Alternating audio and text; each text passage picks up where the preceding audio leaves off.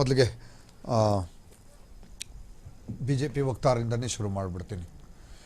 ಈಗ ಚುನಾವಣೆ ಹತ್ತಿರ ಬಂತು, 2 ತಿಂಗಳಿದೆ. ಮಧ್ಯಂತರ ಬಜೆಟು ಬಹಳ ಕುತೂಹಲ ಇತ್ತು, ಇದು ಚುನಾವಣಾ ಬಜೆಟ್ ಆಗತ್ತೆ ಅಂತ ಹೇಳಿ ಒಂದಷ್ಟು ಬ್ಯಾಲೆನ್ಸ್ಡ್ ಆಗಿ ಬಜೆಟನ್ನು ಮಾಡ್ದಂಗಿದೆ. ಅಂದರೆ ಆ ಕಡೆ ಚುನಾವಣೆಗೆ ಅಂತನೂ ಕೂಡ ಹೇಳಬಾರ್ದು, ಈ ಥರ ಒಂದು ಕಡೆಗೆ ಯೋಜನೆಗಳನ್ನು ವಿಸ್ತರಣೆ ಮಾಡಿ ಈ ರೀತಿಯಾಗಿ.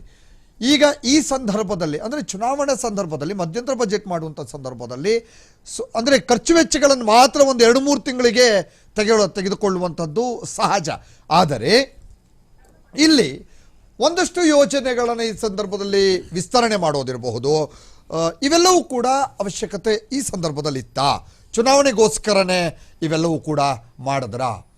ಅಂದರೆ ಕಾಂಗ್ರೆಸ್ಸು ಗ್ಯಾರಂಟಿ ಕೊಡುತ್ತೆ ಅಂತ, ಅದಕ್ಕೆ ಗ್ಯಾರಂಟಿಗೆ ಒಂದು ಪ್ರತಿಕ್ರಿಯೆಯಾಗಿ ಈ ಯೋಜನೆಗಳನ್ನು ವಿಸ್ತರಣೆಗಳನ್ನು ಮಾಡಿರೋದು ಹೇಗೆ?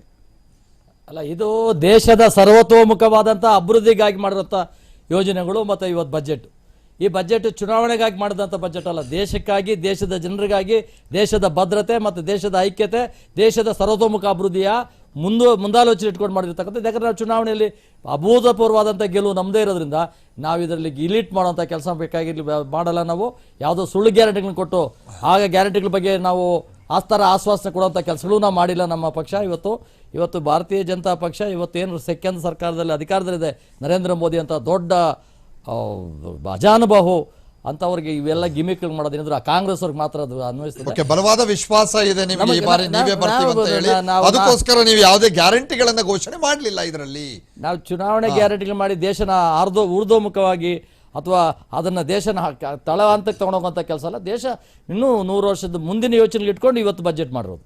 ಇವತ್ತು ಚುನಾವಣೆಯಲ್ಲಿ ಗೆಲ್ಲಬೇಕು, ಓಟ್ ಹಾಕ್ಸ್ಬೇಕು ಅನ್ನೋಂಗಿದ್ರೆ ಸುಳ್ಳು ಗ್ಯಾರಂಟಿಗಳನ್ನ ಕೊಡಬಾಯಿತು. ಈ ಕಾಂಗ್ರೆಸ್ ಅವರು ಸುಳ್ಳು ಗ್ಯಾರಂಟಿಗಳನ್ನ ಕೊಟ್ಟು 5 ಗ್ಯಾರಂಟಿ ಕೊಟ್ಬಿಟ್ಟು, ರೇ MP ಎಲೆಕ್ಷನ್ ನಮ್ಗೆ ಓಟ್ ಹಾಕಲಿಲ್ಲ ಅಂದ್ರೆ ನಿಮಗೆ ಗ್ಯಾರಂಟಿ ಕ್ಯಾನ್ಸಲ್ ಮಾಡ್ಬಿಡ್ತೀವಿ. ಅಲ್ಲ ಇಲ್ಲ, ಬಜೆಟ್ ಅಲ್ಲಿ ನಿರೀಕ್ಷೆ ಜನ ಮಾಡ್ತಾ ಇದ್ದು ಆ ಥರನೇ, ಹಿಂಗೆ ಏನೋ ಮಾಡ್ತಾರೆ ಇವರು ಕಾಂಗ್ರೆಸ್ ಅವರು ಥರನೇ ಮಾಡ್ಬೋದು ಅಂತ ನಿರೀಕ್ಷೆ ಪಡೋದು. ನಾವು ಕಾಂಗ್ರೆಸ್ ಅವ್ರ ಮಾಡಲ್ಲ. ಕಾಂಗ್ರೆಸ್ ಅವ್ರು ಗೆಲುವಿಗಾಗಿ ಮಾಡ್ತಾರೆ, ಅವ್ರ ಅಧಿಕಾರಕ್ಕಾಗಿ ಮಾಡ್ತಾರೆ. ನಾವು ದೇಶಕ್ಕಾಗಿ ಮಾಡ್ತೀವಿ, ದೇಶದ ಅಭಿವೃದ್ಧಿಗಾಗಿ ನಾವು ಕೆಲಸ ಮಾಡ್ತೇವೆ. ಹಾಗಾಗಿ ದೇಶದ ಮುಂದಿನ ಆಲೋಚನೆ ಇಟ್ಕೊಂಡು ವೈಜ್ಞಾನಿಕವಾಗಿ ನಾವು ಪ್ರತಿಯೊಂದು ವಿಷಯದಲ್ಲೂ ಈ ಬಜೆಟ್ ಅನ್ನು ಘೋಷಣೆ ಮಾಡಿ ಲಾಂಗ್ ಪೀರಿಯಡ್ ಮಾಡ್ಕೊಂಡಿದ್ದೀರಿ. ಓಕೆ, ಇದು